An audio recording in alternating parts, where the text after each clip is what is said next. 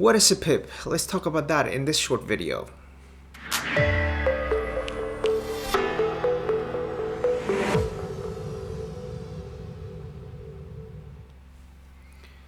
Okay, a pip is something you're gonna hear when people are talking about currency trading.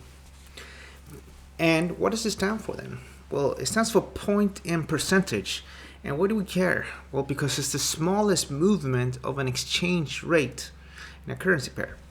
So here, for example, this is the price of British pound priced in US dollars. So if you want to take some of your dollars and buy British pound, you will need to have $1.36 and 47.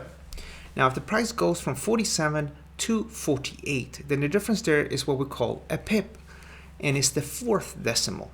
Now, the reason for this, or why we call it like this, is because currencies don't really move too much. In a very good day, they might move 100 pip, maybe 120. But most of the time, we're looking at maybe 70 pips. So what traders do when they're talking with each other, or when you read research report or other reports online, they say, well, Euro USD went up with 50 pips or 60 pip, or maybe went down with, the same amounts. As well, when people are talking about trading strategies, they say, well, I like to trade with stop loss orders of 20 pips. That's very typical. Now, something to bear in mind that in certain currency pairs, like the Japanese yen pairs, then we don't have 4 decimals. Well, we can have them, but we don't really look at them. So here, for example, the price of $1 in Japanese yen, you need to have 104.05 Japanese yen. So here is actually the second decimal that matters. So when the price goes from 05 to 06, now that is 1 pip.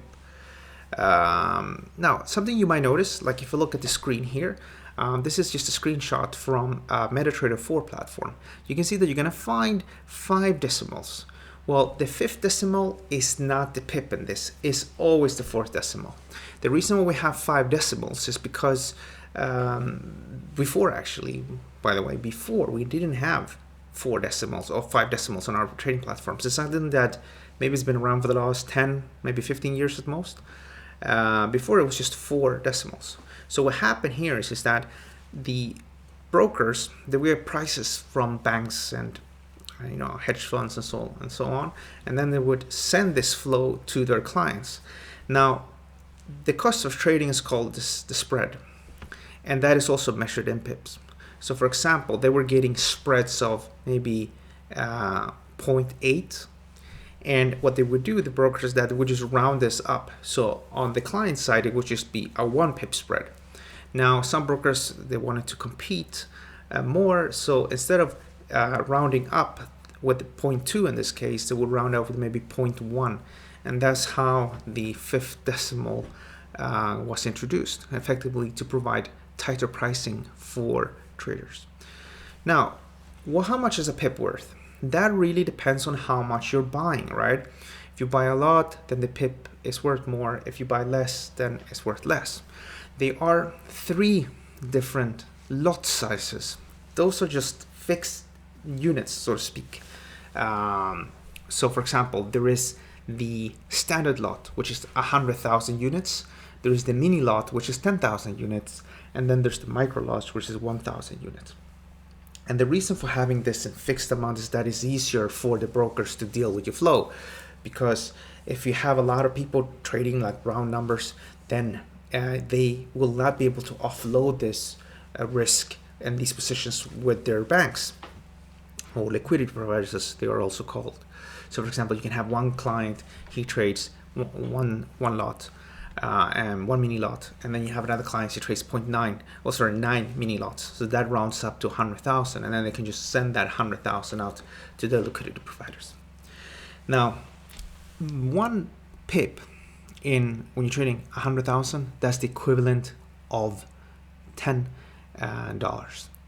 In the MT4, they don't typically have the way that you actually put 100,000 in the system.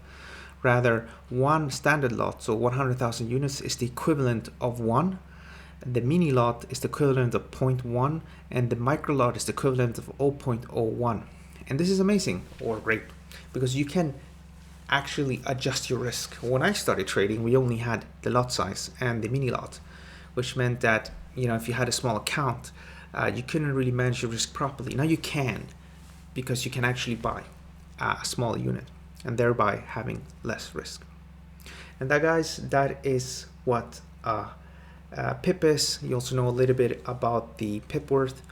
There are calculators out there. With ATFX, we have the position size calculator that you can just install to your MT4. And then what happens is that you can actually predefine your stop loss, predefine your take profit, and you can see exactly how much that's going to cost you in case you have a loss, and how much you're going to make in case of a profit.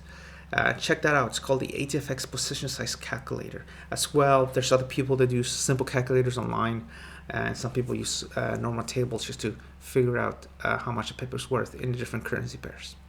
If you like this video, stick around in this channel. There's more content like this as well. We do weekly market updates where we talk about the different trading opportunities in the markets. Don't forget to like the video, and don't forget to subscribe.